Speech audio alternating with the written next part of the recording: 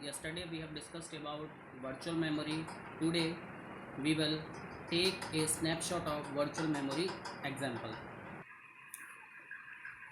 Let us discuss the example of virtual memory. We have a secondary storage.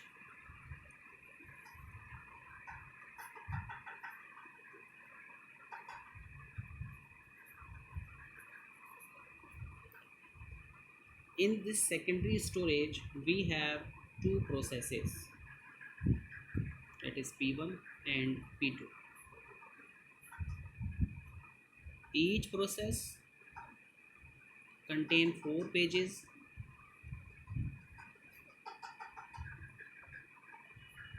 0, 1, 2, 3, and each page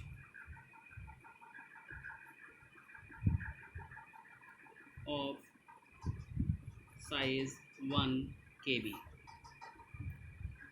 Now the main memory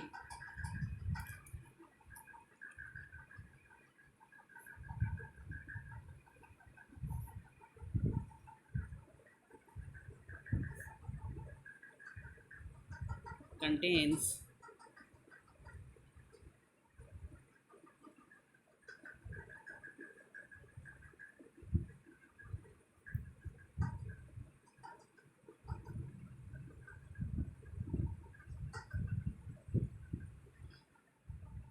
main memory contains 8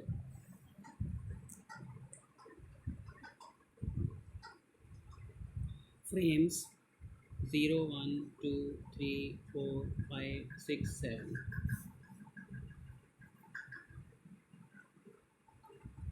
and each frame is of 1 KB.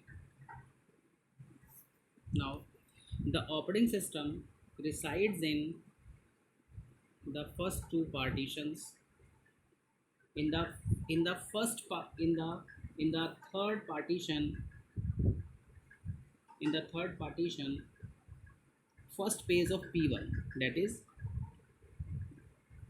0 of P1 stored, and the other frames are also filled up. In the fourth portion, first page of P2 is stored. In the fifth portion,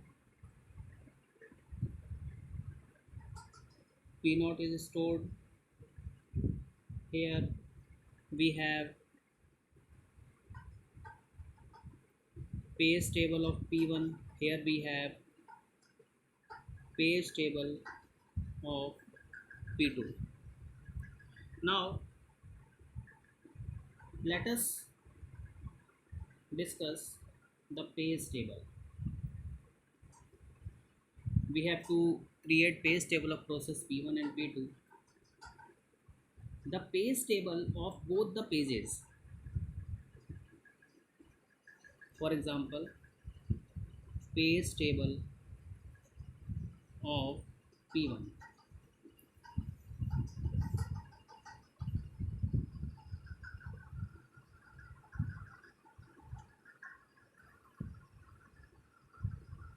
So in the first section, here we have frame,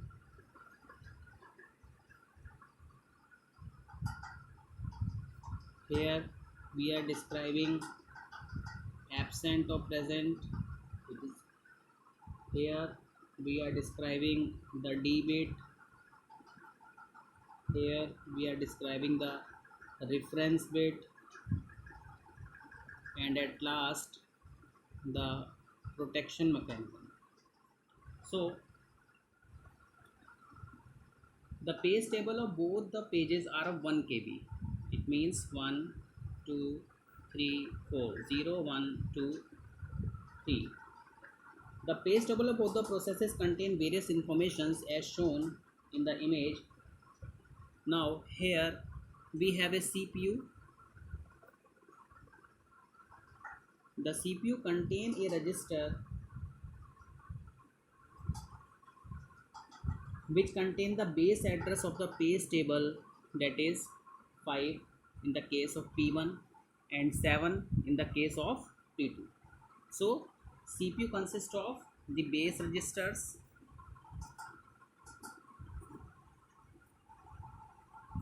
and this contain two things, that is the page table, that is 5 and 7. 5 is for P1 and 7 is for P2. Now these page table addresses will be added to the page number of the logical address when it comes to accessing the actual corresponding entry. So here we have 2 and 3, that is the frame 2 and the frame 3. Here we are representing the condition true or false, that is we have allocated this one. It means here true will comes, here 0 and 0. Now here we have D bit, that is 0 0 1 0.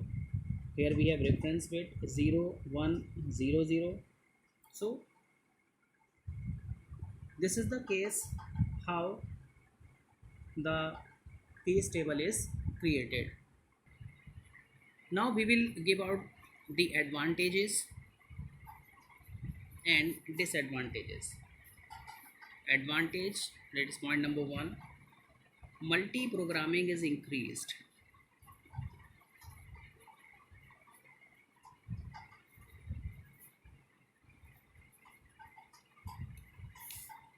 It means more than one program can be able to run. User can run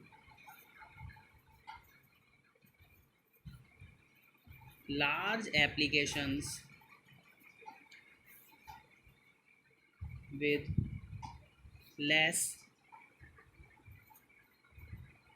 memory,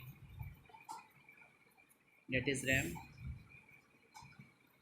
And the third one is there is no need to buy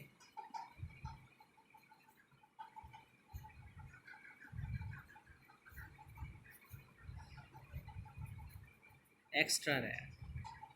You can just increase the size of the secondary memory, so that memory will be used for the virtual memory. We have some disadvantages also.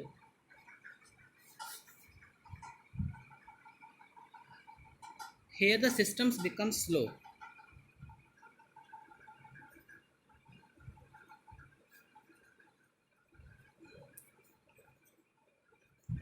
As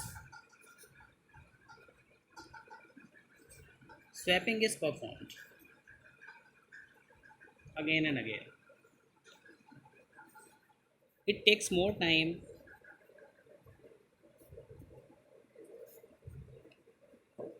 in switching between processes. So these are the disadvantages. Hope you will understood this lecture. Thank you very much.